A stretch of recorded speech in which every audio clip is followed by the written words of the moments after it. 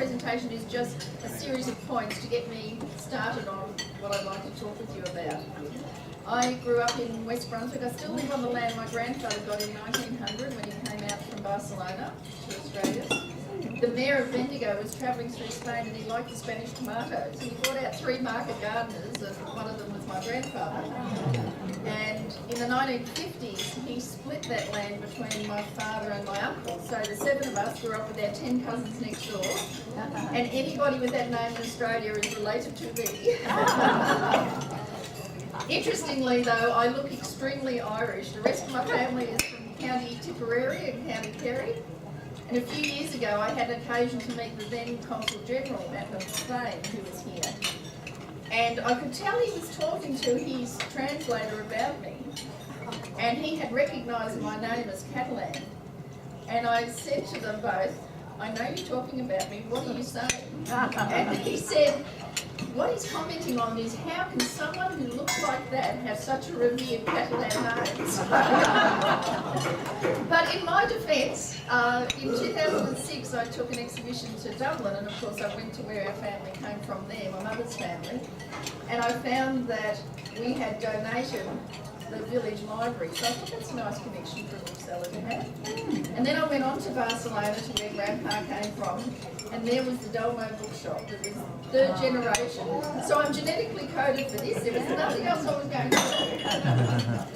And growing up in that family, with Dad doing 3 jobs to put us through school, I am still to this day amazed and grateful that somehow Mum always found money for books for me.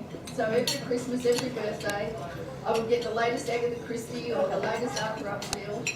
And indeed, Dad himself was educated through books. He left school at 11 in the Depression, but he was a worldly man. He knew so much about the world, and it was really all through the written word. And so it has a great place in my life and in the life of all of the Dalmaus, because I'm their resident librarian. I keep them in books.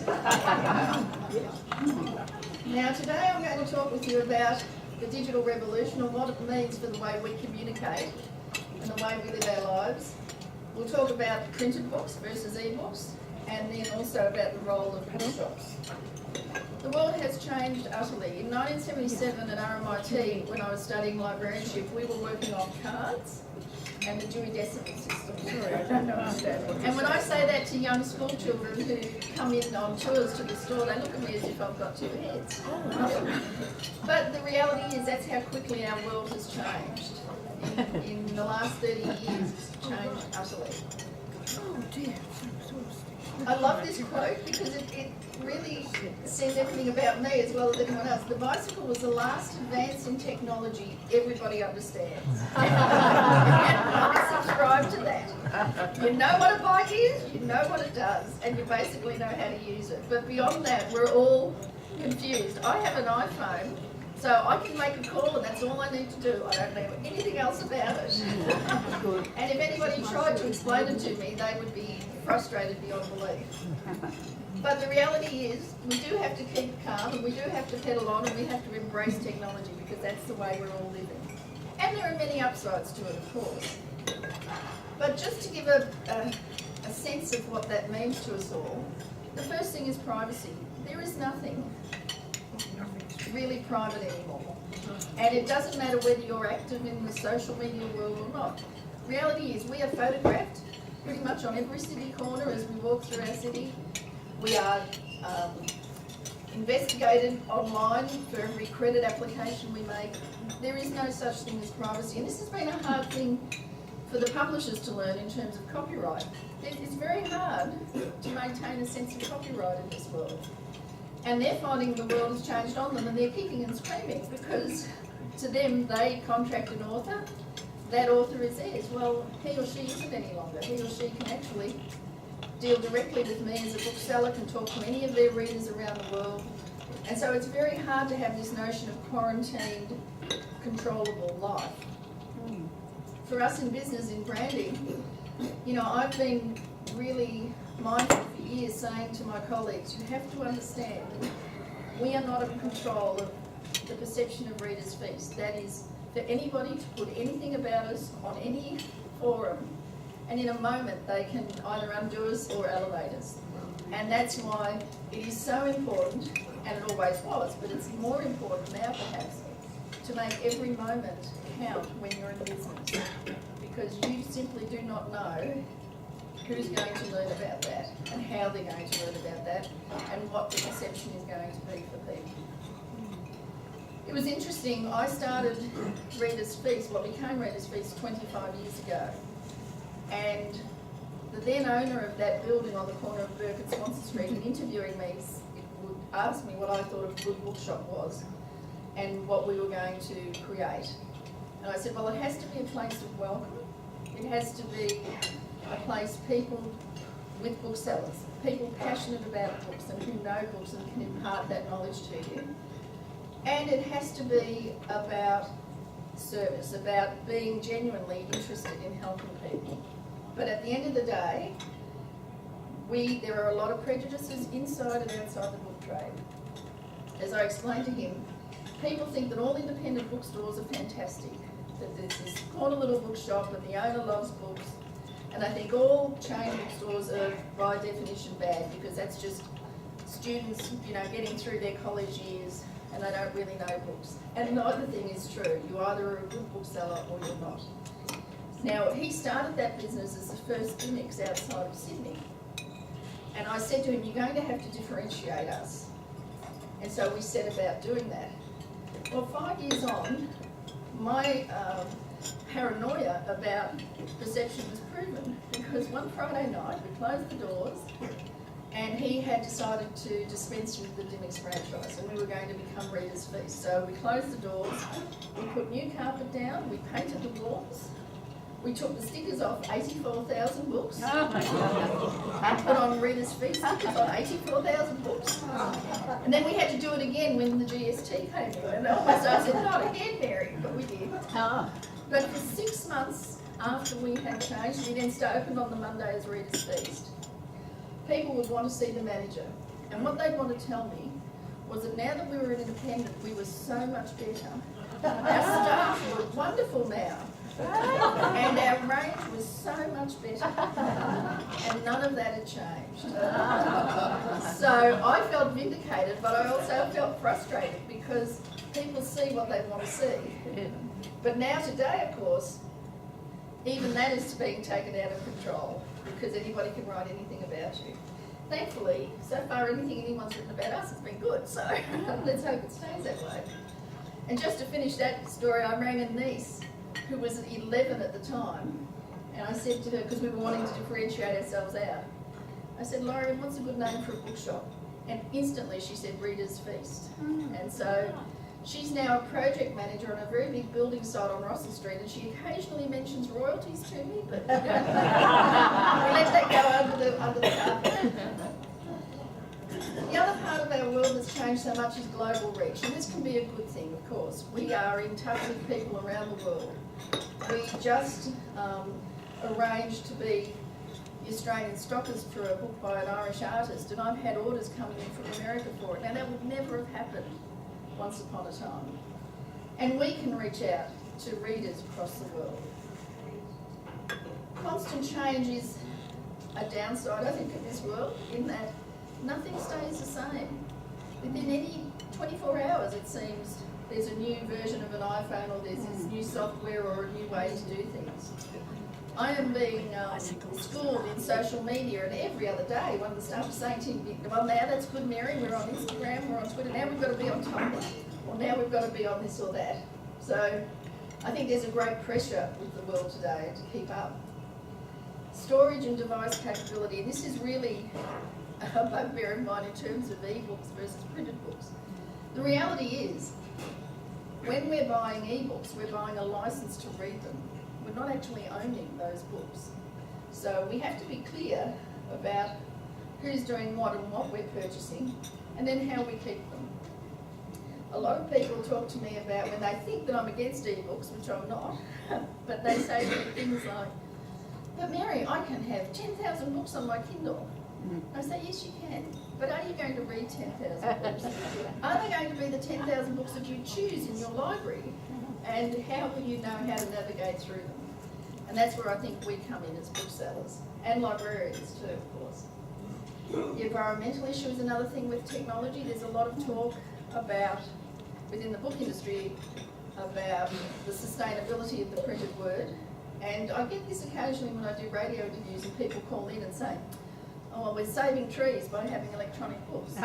Well, most printing now is on sustainable paper. And I just mentioned the landfill, when all these devices are going somewhere and we all want to have the newest and the brightest.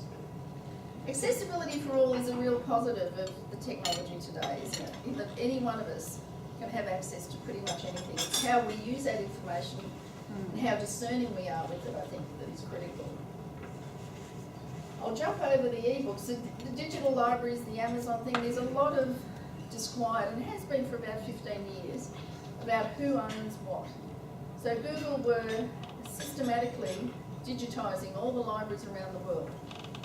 And this caused quite an amount of concern, because the question was, were they digitising it as they suggested to save the world's knowledge, to have this great library secured for future generations?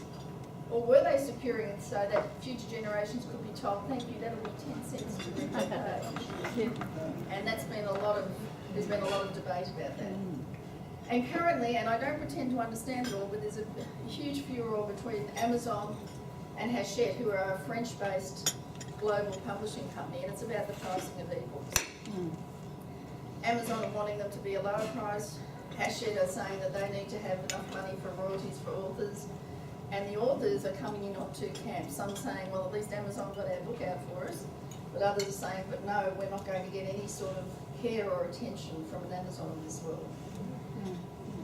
All I know is that I have become fairly cynical, although one of my staff thinks I was born cynical, but I think I've become more so. And I do understand that most publishing houses today have lost any sense of a worthy pursuit. It is run by people who are looking at the figures, the bottom line, and there's not a great regard for the content, to use a common word today. Years ago, I was, for my sins, presented before the Senate on the GST and whether books should have a GST applied to them. And I remember standing in Canberra, and we had suggested printers come along with us, authors come along, illustrators, so the Australian Society of Authors and the like, and the publisher, you know, not from a small company, I might say, pulled me aside and said, Mary, what are you doing inviting these other people here? And I said, well, actually, see that man over there who wrote the book? If he hadn't written the book, that man over there hadn't printed it for you on his paper, you wouldn't have had a book to sell to me to put GST on. But that's been a mindset, so I'm fairly concerned about any debate that includes publishers as greater than the sum of their commercial imperatives. Having said that, there are some exceptions. And, you know, you have publishers like Michael Hayward at Text, who is passionate about books, and that's fantastic. That's what you want. He still has to meet his commercial budgets, as I do, but at least he has a passion about books. So the world today is ever-changing. It's scary. It's good in some ways, but there are some drawbacks. Now, I'll read this to you. Print 1,000 copies of a printed book, and odds are, even through fire, flood, or the ravages of war, a copy will survive somewhere, somehow. How much confidence can we have that books published in an e-book format only will be readable in 25, 50, or 100 years? I own books that are old, and I don't need an upgrade to read them. And we are in danger of recreating the world of haves and have-nots in this exciting information age. The printed book continues to remain more accessible on any income level than any other form of information. It's really interesting. One of my most revered books in my collection is a book called A Young Man in a Tin Can. And it's actually about the man who started McRobinson's confectionery in Gore Street, Fitzroy. And it's about the vats and the way he created that business. It's the technical, and it was given to Dad by one of the McRobinson family. And I love it because it is not only interesting to see that that business at its time was world leading, but interspersed with all this technical information and all these graphs are beautiful coloured illustrations of the lollies and the chocolates they made. And they have rice paper over them. It's just gorgeous. No doubt because we could never afford the lollies or the chocolates were on the pages. But why I love it and why I'm bringing that up as an example is that that book simply could not be replicated digitally. You couldn't get the sense of those two worlds combining as you do when you've got that book in front of you and you look at this beautiful jar of lollies and then you look at the factory and the truck that got them there. And I think that's the wonder of the printed book. We are neighbours to Kay Craddock, and Kay is excited about the world as I am, in that she doesn't see that book collecting will go away. There is something wonderful about holding a book and having it in your library for years and handing it down through the generations. And then perhaps picking it up when they're in second-hand bookshops and seeing someone else's inscription. There was a lovely book came out last Christmas called Dedicated To, and it was just the inscriptions on various books from libraries around the world. And you're living other people's lives, aren't you? You're doing this. It's wonderful. And as Alison, who works with Kay, said, who are you going to invite up to see your collection of e-books? They're not.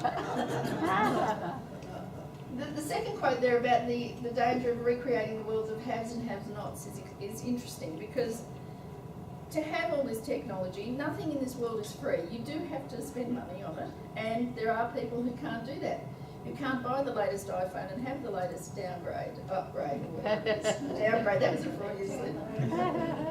But I'll give you an example of what has stayed with me always, and this is from about 15 years ago.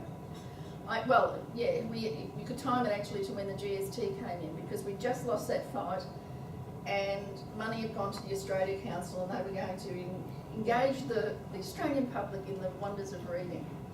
And out of that research came the fact that reluctant readers typically do not go into bookstores. They're intimidated by them. And that just amazed and frightened me, because I live and breathe books. I'm around books all day. My bedroom has a view of my library, so I'm never without books near me. And I thought, imagine being scared of walking into a bookshop, whereas I've always thought of them as welcoming, inviting places. But the point was that if you're not a reader and you're not well educated, then it could feel intimidating that you're not somehow good enough to understand what's on the shelves. And not long after that, one particular day I noticed this woman hovering, and literally hovering over our front door. So I went up to her and I said hello, and she would have been in her 60s, I think. And I got to chat with her, and on the doorstep, because she wouldn't come in. It turned out she was only in our bookstore because she'd had some illnesses, she had a carer, and she wanted to give that person a present, and that person was a great reader. This lady herself was not a reader, did not own a book, and had never been in a bookshop. Sure. And I said to her, well, you don't need to be worried, you can come in and we'll help you. So I said, now all you need to do is tell me about the person who's been helping you. We'll work out what we can get for her, and we did. And then I said to her, what I'd like to do though is I want to buy you a book, and I'll pay for it, but all I want is, in a month, would you come back and tell me if you liked it? Because the idea of somebody not reading was too much for me.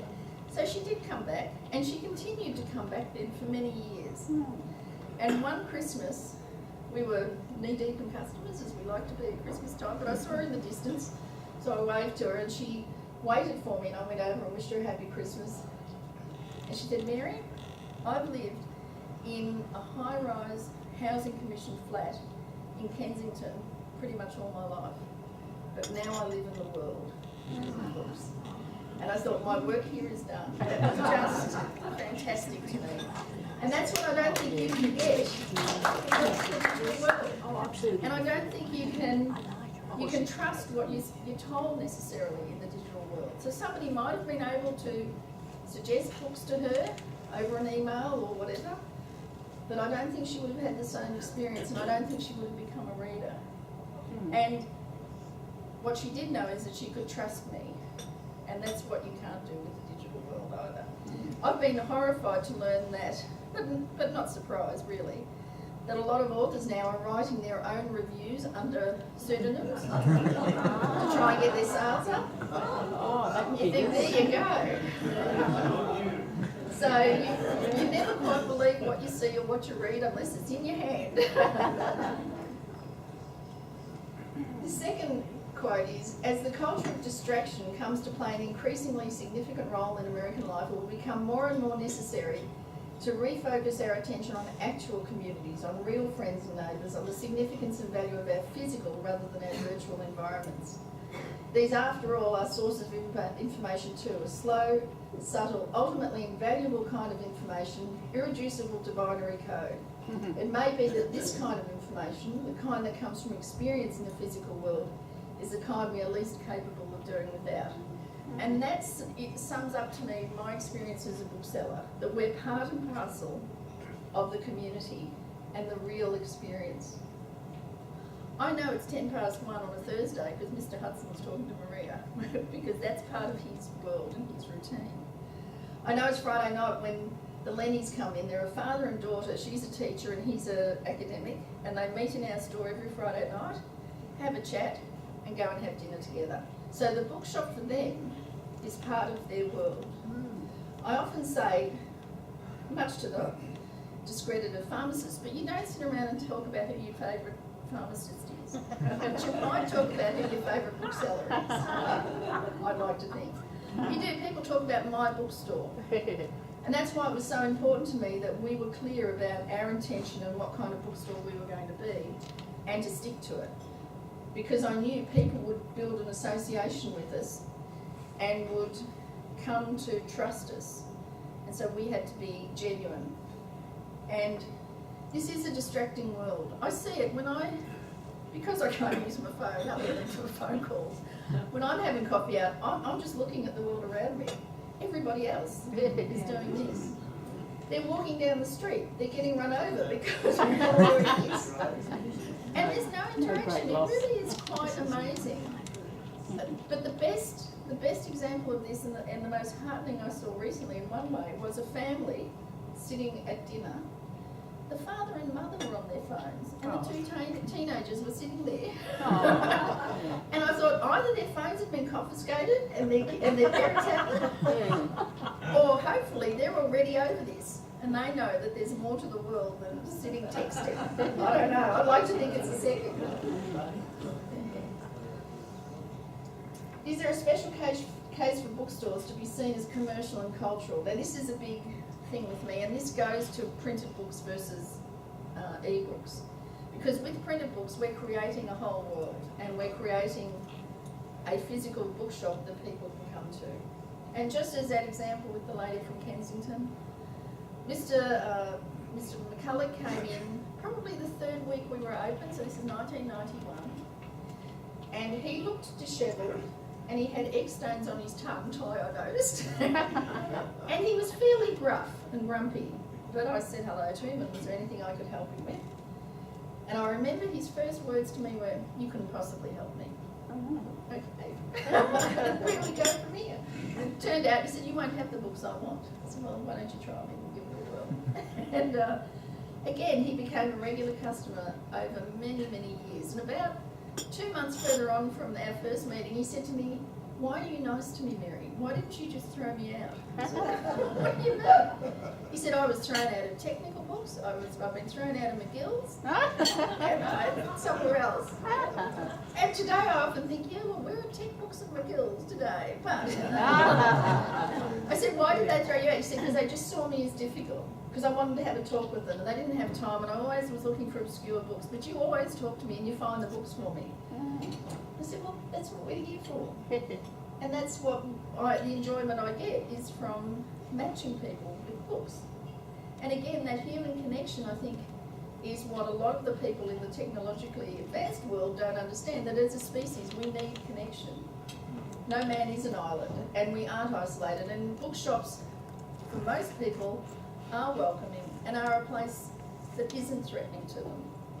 Having always run bookstores in the city, as you can appreciate, we have a whole cast of characters. All of humanity comes through our stores.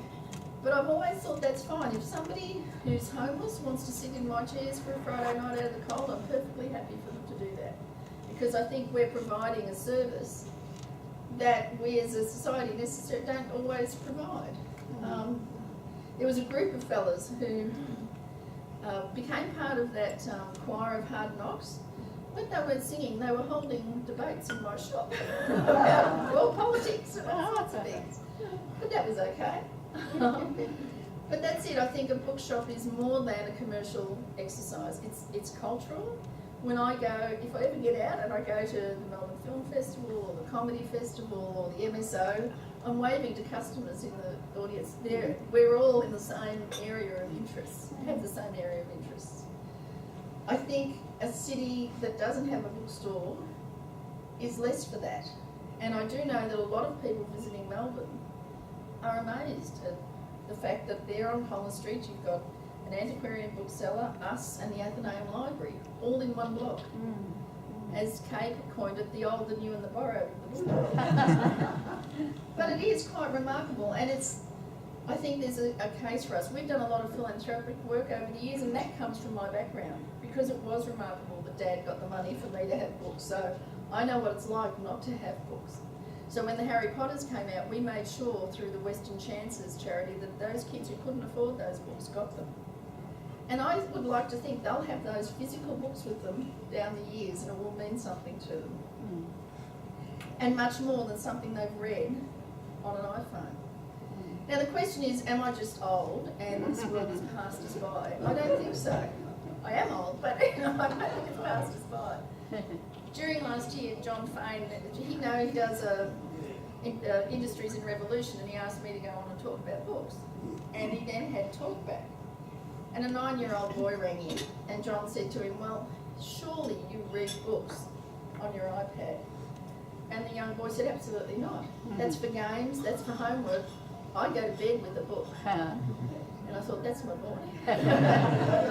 But as I was saying earlier, Therese, I don't think it is generational. I think it's more attitudinal. And I think it's also the world in which you are raised. So if you've got books around you, I think you will always have a love of them. And I think culturally, we tend to have a love of the printed book as an object as well as for the content. So we've had beautiful books published in high quality production that we love to have on our bookshelves. Now, it's not the same in America, largely, because they've had a throwaway society. The mass market paperback, that was the idea, just chuck it away. Whereas we never subscribed to that, and it's because of our European history and links back to the European book trade. And I think that still survives. I know there are books being published that I can't imagine would work well on an iPad for all the technology that we have, for all the advances that are made. But you think of Betty Church's Australian Notebooks that came out a few months ago. That's got her scribblings, it's got paintings. You pore over that. I think that would be harder to do looking at a screen. When ebooks first raised their heads, I won't say ugly heads, when they first came in, there was our national conference, and there's usually about 600 or 700 people at the conference, and there was a visiting publisher from England, and he said, hands up here who's got e-readers in their shops. And I put my hand up, and I was one of 2 people in that room.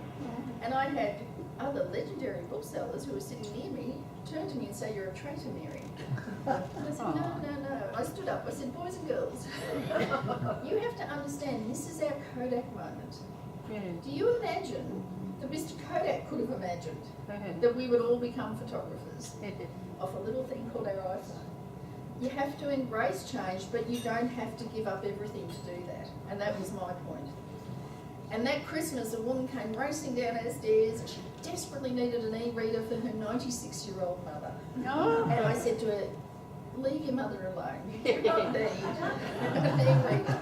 See, we get carried away with the spin of it, don't we? She said, and she launched into this, absolutely I need it, and you're a Luddite, and all bookshops are going to go, and there will be no bookshops, because we don't need them. And I said, well, when the lights go out, I'll flip a book. I'll have a candle or a sun, and I don't need power to the power of my books. I did make a sale, but suffice to say, it was kicking and screaming. You know, I think it was interesting when we first opened in the Georges building, which is almost 3 years now. A publisher was in, and he said to me, "Mary, e-books, aren't you worried about e-books? They're taking over. We're 100% up, and we're 200% this and that." I said, "Look, Ross, I get it. I get the convenience. I get the wonder of being able to pick your font size, because again, with my family, there's a long history of glaucoma, so I'm really mindful of the wonder of our eyesight. So yes, it's fantastic that you can change the font size, but nothing replaces the experience of a book, I don't think. And I can see that this will have all the new kid on the block fervour about it, and that some people will prefer it, and that's fine. But it's not an either or thing, and I think it will plateau. So here we are, 3 years on, and the sales are plateauing in the States, completely on e-books. I've got some stats for you. I can move this on. Perhaps here we go. So last year, 1.1 million titles were published. Of that, 12,000 of them were Australian originals, which doesn't sound like much, but compared to when I started in the trade 39 years ago, that's about 11,999 more than there was then. 3,000 titles were tracked nationally, and last year the book sales in Australia were 54 million. Now of that, at most, you can't get, interestingly, you can't get accurate figures on e-books. The publishers are very fast and loose with the information, but the best guess is it's somewhere between 5 and 15% they're now selling as e-books. So, yes, that sounds a lot, but relative to the number of books published and the number of books printed, I think we're still okay in terms of having bookshops.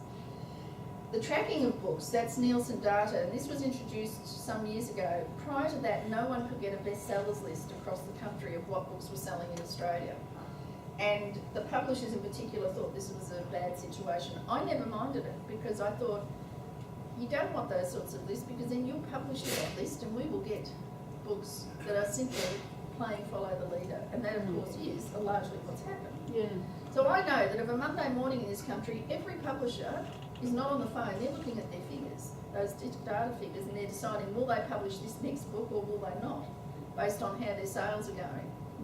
Whereas our bestsellers in our store is straight off our system. That is the books that we're selling, that our customers are buying, and that's what I always believed in, more than a national data, but we do track them. These were the top 10 titles last year in Australia. Burial Rights was first, The Rosie Project, the Andy Griffiths book, Eerie, Gone Girl, then Questions of Travel, Hard Luck, Luminaries, Narrow Road to Deep North, and 30th Story Treehouse. Now what's interesting about that to me is the number of Australian originals in there. That's fantastic, because now we are buying the books that our authors are writing. Again, years ago, you'd be hard pressed to sell an Australian author to an Australian. So that's really encouraging. But it also tells me a lot about why those books are selling in terms of printed books versus e-books.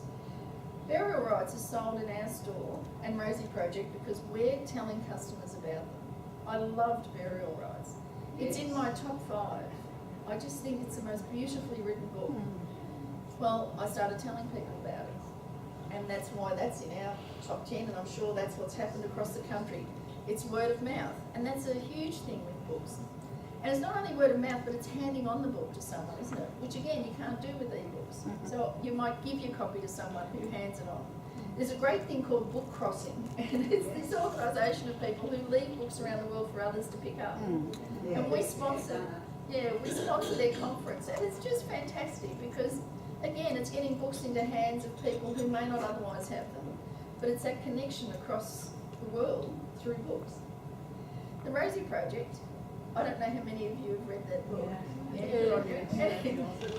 It's hilarious, and the new one is coming out, and it's fantastic. Well, Graham's in our shop probably every 3 days. And interestingly, he opens his jacket and says, "Now, which pen will I use?" He's got 6 pens lined up. So you think he and his main character are not too far away. But good on him. And he's your classic example of why a book can sell with that human interaction. Some authors who come into our store on a Friday when it's 1 o'clock and we have limited time and they tell me I have to take their book with no please or thank you, tend not to get on our shelves. Whereas Graham says, hello, I'm Graham, would you like me to sign some copies of the book? That's how it started, and now he's almost taking them out of the boxes for us himself and putting them up. But he's worked really hard for his book. But people respond because there's a human face to that work. It's interesting, we go out and help people. So the City Library asks us to come along when they have visiting authors. Take my trolley down to the City Library, and Graham had an event there a couple of weeks ago, and it was the first time I'd heard him speak. And I get why his book is so popular, because everybody was hanging on his every word. They were killing themselves laughing.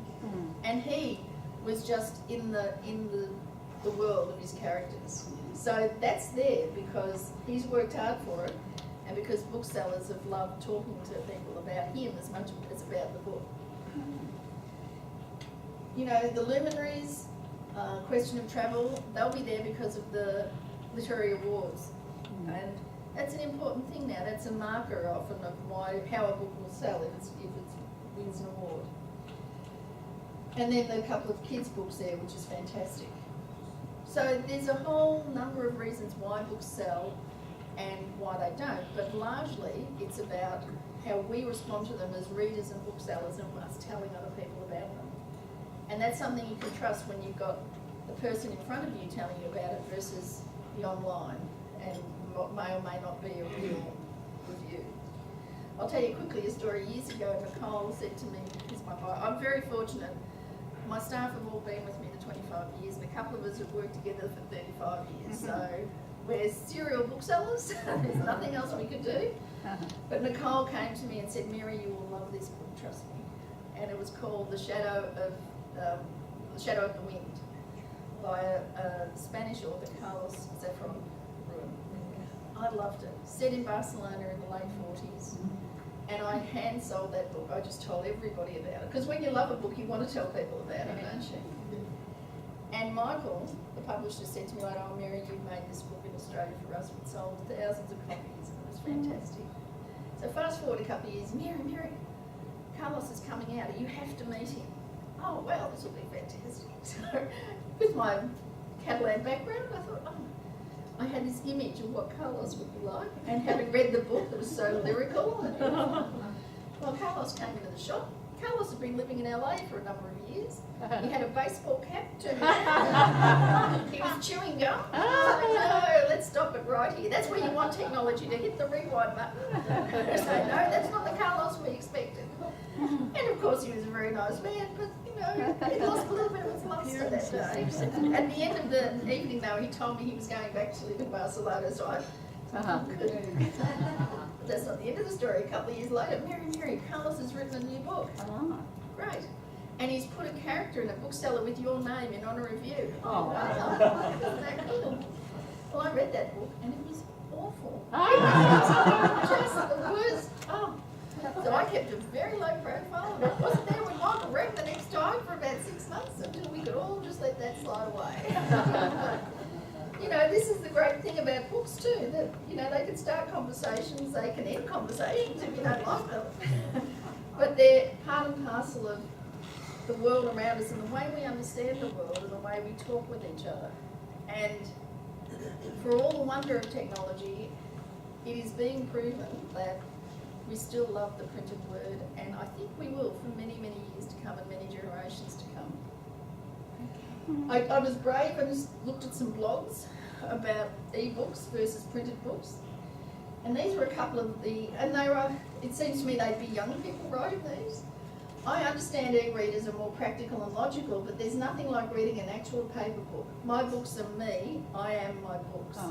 And that's it. Because when you look at somebody's library, it tells you who they are. My library is full of crime fiction, and my sister always says, if she's killed, the 5 brothers just have to go to the shelves and they'll work out how I did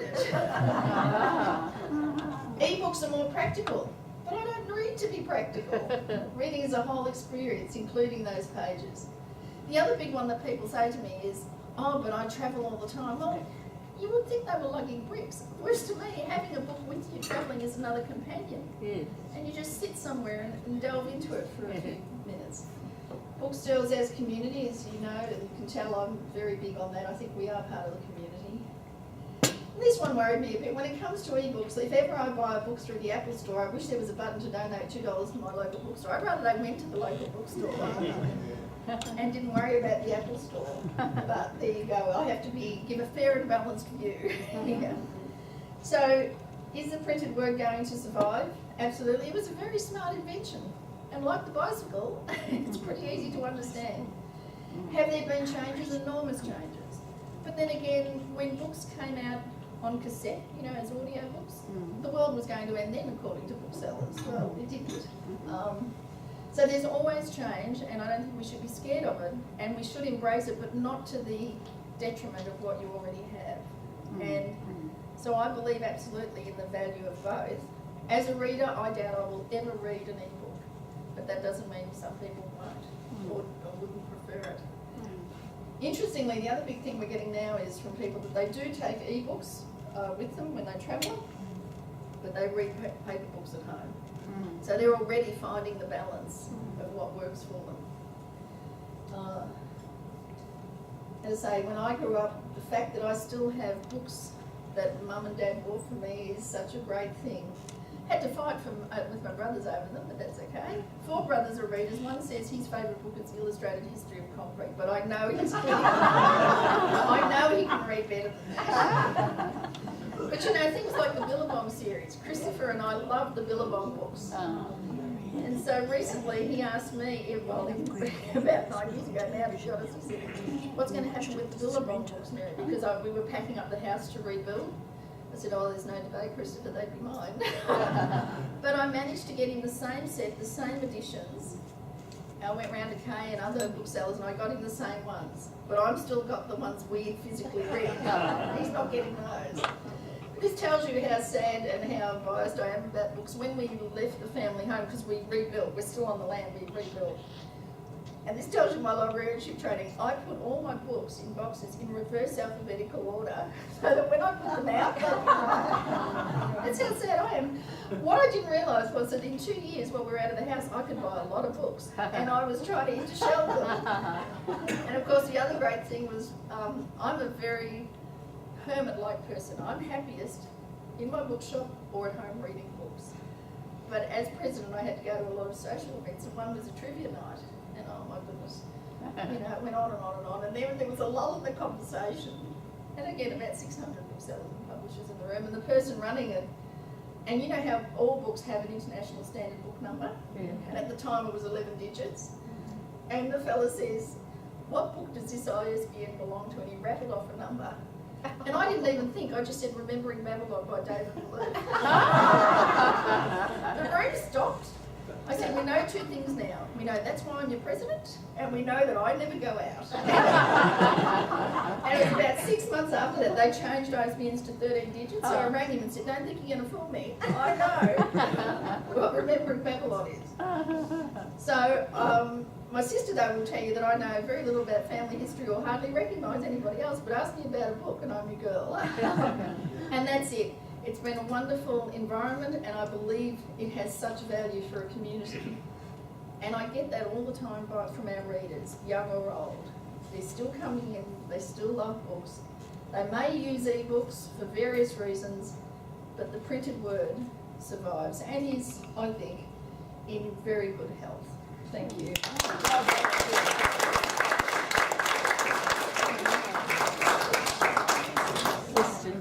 Well, it was spectacular indeed. Now Mary's happy to take some questions in the good old tradition, but there'll be I've got to put a time limit on this. We've got to finish before 6 o'clock tonight. So, so over at this table.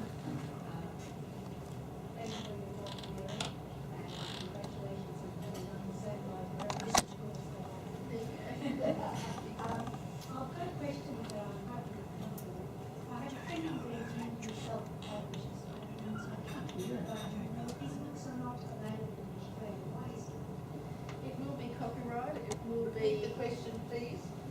Maybe time out. Yeah, the question is. Thank you. I'm saying that a friend of hers has self-published a book on Beijing on the internet, but it's not available here. I would imagine that is something to do with their internet restrictions, possibly. But as well, there's a lot of talk about self-publishing, and I'm just very cautious with people. All the time people are asking me, Mary, how will I get my book published? And I'm very cautious with them because something like print on demand, which I haven't touched on, you know, that's still a work in progress. Some books come to us as print on demand that are nicely bound and look terrific. Others look like they're photostats. Printers, traditional printers will tell you how hard it is to get a print on demand book to look like a book we know from the offset printing. And it's the same with books published online. I think, you know, you have little control over and I would imagine in that instance it's possibly to do more with their internet service that's not available here than anything else. Yes. I was delighted to hear your talk. I have heard you before, that's why I came again today. I haven't really got a question about the actual topic because I felt you covered it so well you didn't really leave much room for questions. But I would like to know if you have any ideas about something I heard Toni Jordan say recently when she was speaking about where she sells most of her books, and I was rather horrified to hear that she just cannot get into the American market. And I'm assuming that's because they've got so many of their own writers, they're not really interested in publishing books by Australians. Have you got any ideas about that? I think that would be more to do with the agents and the publishers who may or may not be taking up options on books for overseas. Okay. But I know that a lot of authors have always told me the American market is hard to break into, and not least because they want everything changed to fit their vernacular. Yes. Now it has, having said that, it's worked. Rosie Project, he was his book was named the most popular with American libraries, which was fantastic. But again, he had to change quite a bit of content, and I think it would be, you know, there are so many variables. It could be timing, it could be what else is being published at the time, and that's the dilemma we face. I'm the only bookseller, or our bookstore is the only one where the 3 people buying the stock actually work in the store, and I think that makes a huge difference to our range. And so if you don't have that connection, and as an industry you don't, it's that much harder, I think, perhaps to get books published. I would think it's more to do with all those sorts of variables. Yes. Okay. One lunchtime a fellow came in and he was self-published, and he went into his car and got his books, and I brought them back to Troy, my dispatch manager, and said, Troy, you put these on the system. And they were all agog. Mary, most people don't get past the first counter with you. I said, yeah, but you see, it was a book about lighthouses, which I like. He had a Scottish accent, which I liked, and his name's David. So, so it can be that arbitrary. Mary, you talked a lot about the benefits of the bookstores. I suspect if we were at a librarians conference, we would hear a lot of those benefits talked about at libraries. Are libraries and bookstores in opposition to one another, or what's the relationship? Well, I am 39 years in, and I'm still the only librarian I've met who works in the book trade. The two paths do not meet, typically. The training is different, the intent is often different. Having said that, I give a lot of talks to library staff, and it's fascinating because what they want me to talk with their staff about is merchandising, how they can make their libraries feel more comfortable, be more attractive. Whereas we as an industry went to looking at libraries and thinking, how can we replicate that? You know, we'll put chairs in. And, so we've been almost working across paths with each other. Libraries are doing a lot more events now, so they're, in many ways, they're a competitor, and it sounds naive, but I'm genuine in that I just think if people are reading, I don't mind whether it's in a bookshop or a library, I genuinely don't. And in fact, we had our bookstore right next door, when I ran A&R Elizabeth Street, we were next door to the Collins, and I thought that was an advantage. Because I know people are not loyal to bookstores, to a bookstore. They're loyal to bookstores, they love bookstores. I have no more fun than when I'm standing in readings and tapping one of my customers on the shelf. Saying, what are you doing here? And only one of them has ever come back to me and said, and what are you doing here? But I think we're working in the same sphere. I am very worried by the tendency of a lot of librarians I meet to embrace technology and think this is all wonderful. And we'll throw out the books and we'll put e-books in. That really concerns me. Yeah. Newport Library, I think, recently didn't want to have a book in their library. Oh. I was asked to go down to the opening of the Docklands Library, and while it's a lovely building, you know, there's a games room, for goodness sake, with pinball in it. That's not a library to me, that's a community centre. And tiny little shells. Yes, I am worried, and I think it's right to be worried because other countries have let their libraries lapse, you know, against budget constraints. The country that we're all looking to is France. They are protecting their bookshops and their libraries because they see them as part of their culture, but they're standing alone. So, yeah, I go into the enemy territory, but I don't think of it as enemy territory. Yeah. Darren over this side. When I was a boy, I get on a Melbourne train with walls of newspapers. Everybody can hide the newspaper. Today you get to the carriage, except perhaps on a Sunday there might be somebody reading a newspaper. Out of 20 people, the 16 with electronic devices and phones, so there'll be 3 reading a book and perhaps 1 looking at the scenery. Newspapers seem for that to be doomed. The books still carry on. They do, although, you know, too, again, I think the spin, you've got to separate out the spin from the reality. With newspapers, I'm with you, I can't see how they're surviving at all, except that I know myself as a reader, life's busy, I work 7 days a week, often I'll look at The Age online or the Irish Times, but I don't feel I'm getting the news, and I feel that if I read the paper physically, I'm getting a better understanding of the news. I think their online, I was saying this earlier, is appalling grammatically, and you know, I just am horrified sometimes at what I'm reading. And I'm really conscious that I feel if I'm only looking at the Age online, I'm not actually reading a newspaper or getting what I need. And you know, we, as advertising dollars, we've always spent our money with the Age. And to this day, if I'm in Saturday's Age, I'll get a take up from that. So somebody's still reading them. So I think it's, but I'm with you. But again, you see, I had imagined educational books would be the first to go. I really thought they will be downloaded. And they have, but not completely. So, magazines, I didn't understand how magazines would survive the digital world, but they are. I'm not a magazine reader, I never look at a magazine, but they're still surviving, so, yeah, but the world has shrunk. When we opened in '91, there were 42 bookshops in the CBD of Melbourne. Now, some of them were up at a laneway and specialists, and now there'd be about 10. So it has changed. About 10 now. Margaret? A practical question, Mary. Where can I get Potiphar's Wife by Kieran Tapsell? It doesn't cost me $2,450. Well, not from me, unfortunately. But maybe from Kay, maybe What's Kay. the story? Yeah, I don't know. I haven't been able to get to the bottom of that at all. Yeah. No. I couldn't hear, no. Can you comment on the popularity of book club? What you found those The question was about the popularity of book clubs. I have never belonged to a book club, but I know the CAE have run a very successful program always. And I know a lot of people say to me, I belong to a book club. And we host book clubs in the store. So I think, I don't, it seems to me anecdotally that a lot of them are about the social side of it rather than the book. So it's a way of meeting and talking, and then you get some, we've got a crime fiction book club, and one of the ladies is very gung-ho, and she sends out notes and almost homework for people, and I think the rest of them are a bit over it, you know. I think they just want to know who did it in the library with what method.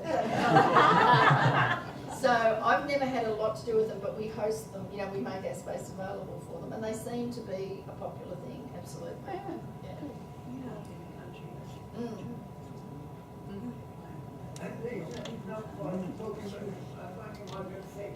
Only the one. Well, that's it. I don't know the statistics, but I know that there are magazine companies still surviving and taking subscriptions. So it hasn't killed them off by any means, which I did expect it to. But again, that's my prejudice. I don't think of magazines as books, you know, I've never read them, but they seem to be, and one of our customers, she's right into fashion and she buys all the very expensive fashion magazines, and she said, oh, I'd never look at that online, Mary, so it's interesting. Yeah. I have a question on this table. No questions on this table? More questions, ladies and gentlemen? I've got a question and a suggestion. Like too many people I know, I've said to myself, where I used to read 4 books a week when I had 4 children, and now I haven't done that. I'm not going to get through a book in 6 weeks now, in fact. The email came through from the local library suggesting for those who use the time to read books, set aside an hour a day.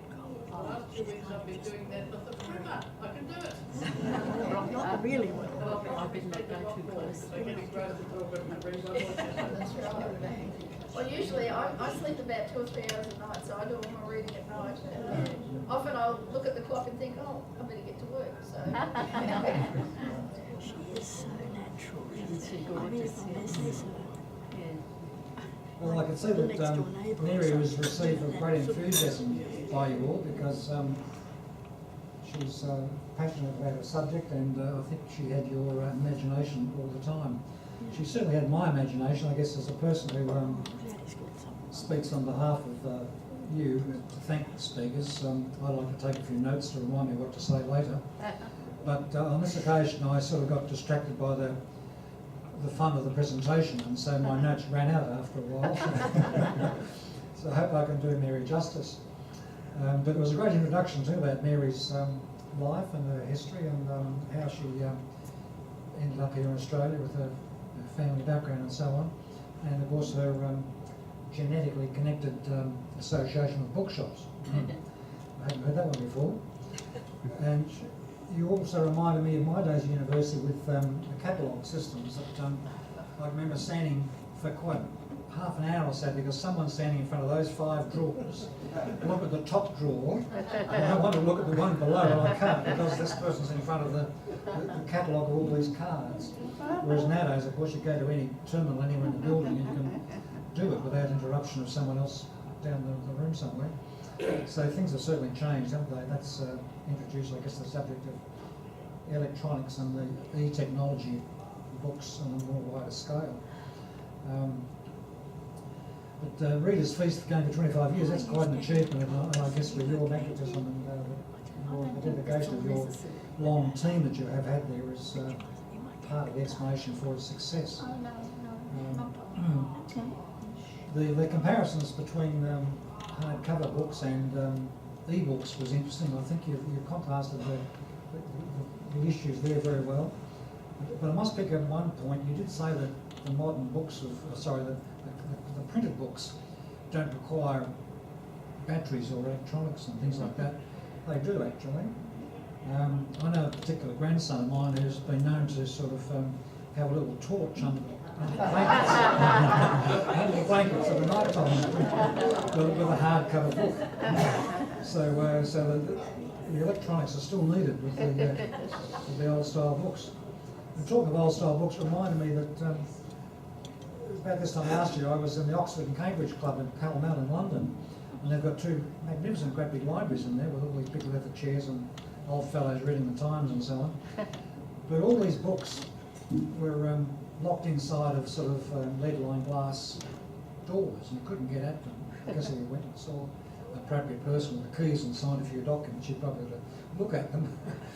But I would have loved to have had about 3 weeks to go through some of these books and get an idea of the history and the age of some of these books that have been collected over the long years of that organisation. Whereas I guess in... Sorry? May I give me interruption? At one stage, women were not allowed to use that library. Oh, I see. And they could not go up all the front stairs. One had to go down. Right. I can't, there was a couple of very elderly gentlemen there. I'm not sure whether they were reading the paper or sleeping behind it, but I don't remember seeing the ladies.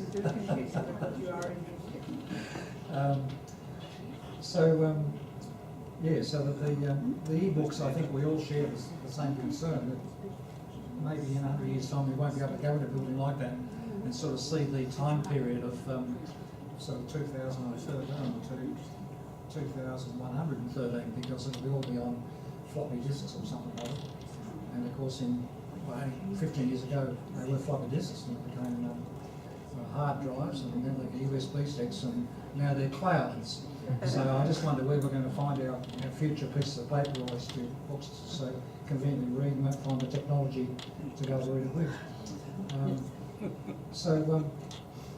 I think it's been a very, very interesting presentation, and clearly your style is great for an audience like this too, because you don't have lots of notes, you weren't looking at things, it's something that's coming naturally to you, and we could all feel that warmth and vibration, enthusiasm that's radiating from you. So I think you've been a very popular speaker today, and really hope that you enjoyed our hospitality too. So, thank you.